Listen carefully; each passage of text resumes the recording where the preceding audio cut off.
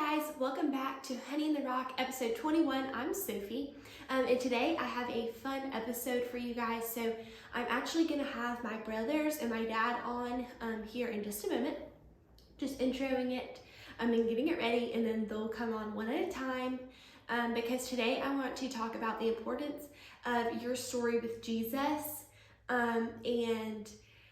So they're each going to come on and share their testimony and story with you to show you how different each one of theirs is, but also the importance of everybody's testimonies. And so no matter where you are in your walk with Jesus, whether you're not a believer yet, or maybe you've been a believer for 30 years or somewhere in between, your walk with Jesus and your story that Jesus is writing for you is just as important.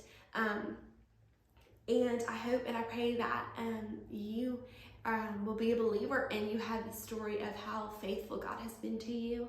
And so selfishly, this is like a fun episode for me because I get to hear their testimonies again, but also I hope it's encouraging to you and reminds you how important your story is. So first, my dad's going to come on. So here we go. This is my dad. He's going to share his testimony and his favorite Bible verse first. So thanks for coming on. Thank you. I love your studio. You have a Thank lovely home. I'm sure your mom and dad are very proud of you. Thank you. Thanks. Yeah, I took over this room. Yes, you've taken over several rooms in this house. If we leave, go out to dinner, we come back home, and another room has been taken over. That's my job. That's the youngest All daughter. yours. Oh, thank you. So to start off, what is your testimony? My testimony. So I grew up in Atlanta, Georgia. Awesome family, mom, dad, your grandparents. Yep. Two brothers, sister. Just had a great childhood. But never really knew a whole lot about Christianity, didn't know a lot about faith. And I found myself exhausted. I was always trying to please people. I always had this fear of failure, fear of disappointing people. And I didn't really know why. I just knew something wasn't quite right, but I just didn't like that feeling. And then in 1987, I went to a school by the name of Furman University. Go Dens. Go Dens. Was there, played a couple of sports. I met a young lady. Her name was Stacy Nations. She's now Stacy Nationsburg. She's your mom. There you go. Yep. Whack her up. So I met Stacy, and I met a football coach, Coach Tommy Marshall, and those were two very influential people in my life. And I remember watching them, and I remember watching how they interacted with people. And I just felt like there was something different about them. They had something different. I remember Coach Marshall, great coach, great mentor, great friend. I think of the saying, preach the gospel at all times and use words if necessary. And I think of that when I think of Coach Marshall, because I could tell by the way he lived that there was something different. And I know I wanted that. Yeah. So that's when I kind of started my relationship with Christ, and Stacy and Coach Marshall obviously helping me navigate along the way. I was saved in 1995, and I immediately felt this sense of peace. I felt like I could kind of turn everything over to God, and it wasn't up to me to fix things. It wasn't up to me to have all the answers. Yeah.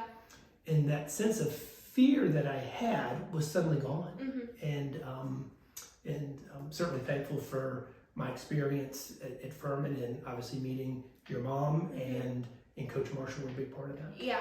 And that's also for people who are already Christians. That's why it's so important to make your lives look like Jesus. So people are like, what's different about them? I want that. Because then that was like a big part of your story. If they were acting like everyone else, you wouldn't have known what's different about them. So as Christians, do that. And if you're a non-believer and you see someone acting different, ask them why. That can start a good conversation.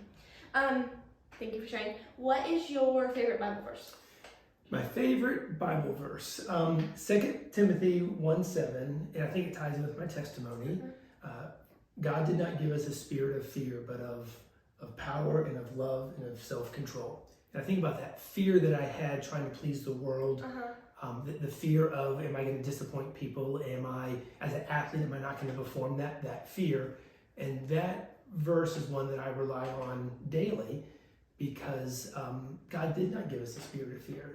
No. But we talk about power and love and self-confidence. I think of confidence. I think of compassion. Yeah. Self-control, sound mind. And those are things that I long for and Right. that God provides. Yeah. Well, that's very good. Thank you. Love you lots. Thank you. See? Mhm. Okay, here comes the brothers. We'll see if they can see what they can do. Okay, see you in a second. Okay, so next I am going to read my brother Jeremy's salvation story. So my oldest brother will be on sitting in this chair beside me in just a few minutes. But my middle brother Jeremy, he's hunting where he lives. And so he's like, I'll write it down for you and you can read it. But he could not come on today. So I'm going to read his salvation story. I actually remember his happening.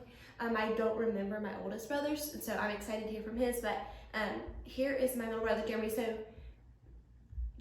me and Jeremy were like maybe 16 months apart. We're really close together in age. Grew up, we're always like best friends. Like we hung out all the time. We played everything together. So when he leaves next year, he's a senior in high school right now. It's gonna be rough for me. But this is what Jeremy wrote. December 7th, 2019 was the day that I asked Jesus to become my savior.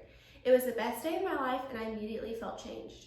It all happened when I was hunting with Pops. So Pops is our grandpa. We were sitting in the box stand on the morning hunt and the first morning was slow. About 9 o'clock, a big buck stepped out. So Pops got his gun and immediately aimed it and bang.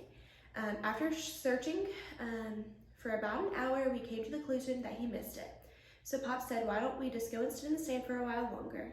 So after about 15 minutes of sitting there waiting for something to come out, Pops broke the silence with the question, why haven't you asked Jesus to come into your heart? So, which is actually kind of full circle this story. I was hunting with Jeremy a few weeks ago, and when he says Pops broke up the silence, when I was in that stand, I had to be silent. It was so hard for me. Like we all know I'm a big talker. It was so hard for me to be so quiet. So that shows how important this is that they were willing to talk during the silence of the hunting morning. And so he said, Pops asked him that question, and Jeremy said, I don't know. And he started telling me these stories about how God has changed his life and how we don't know when our time comes up. As I saw, this is Jeremy writing, he says, as I saw tears falling down his cheeks, I started getting the feeling like someone was talking to me. I realized it was Jesus, and I could feel the Holy Spirit upon me. In that moment, I realized I was a sinner and wanted to live for Jesus. Then I asked Pops to pray the prayer with me, and I was saved. I no longer wanted to live my own sin, doing it my way, but for Jesus Christ. I have grown closer to Pops through this, but also to Jesus Christ. Okay, that was so sweet. So Jerry's story was he grew up in church with us. He's like the same family, so we grew up all going to church together. But 2019, which would have been about 3 or 4 years ago, it would have been 3 years ago because it was December. So he was 15, I think, 15 or 16. But as someone who is like a mentor to someone else, that question is really important. Why haven't you asked Jesus to come into your heart? That was a deep question. Pops, it was probably hard for him to ask that, but how worth it was, because then Jeremy came to be a believer, and they prayed and asked God to come into Jeremy's heart. So you can be anywhere, you can talk to God anywhere, anytime, no matter the time of day, where you are. I mean, he did it in the morning at a hunt in the tree stand, and so that shows you can really be anywhere to talk to God and anytime. And something that is really cool to me, 2 things as I was reading, is how our Pops didn't kill that deer, because if he did kill the deer, then the opportunity, they wouldn't have had to talk. So the goal of being hunting is to kill the deer, but then they didn't kill the deer, and they got to talk. So if he killed that deer, they would have had to go to another place to, get it processed and stuff. So that was cool how, he happened to miss that deer. And also how Jeremy just felt someone was talking to him. So when you feel the Lord pressing on your heart and talking to you, don't ignore that. And so even though Jeremy's not sitting next to me reading this, I really do appreciate him writing this. He's duck hunting this morning, so whatever. If you know what that is, that sounds fun. But my oldest brother, Casey, is up next. So here we go. Alrighty, so finally, this is my oldest brother, Casey. He is a sophomore at Furman. He runs there, and you're 20? Mm-hmm. So he is going to now share his testimony. So what is it? Okay, so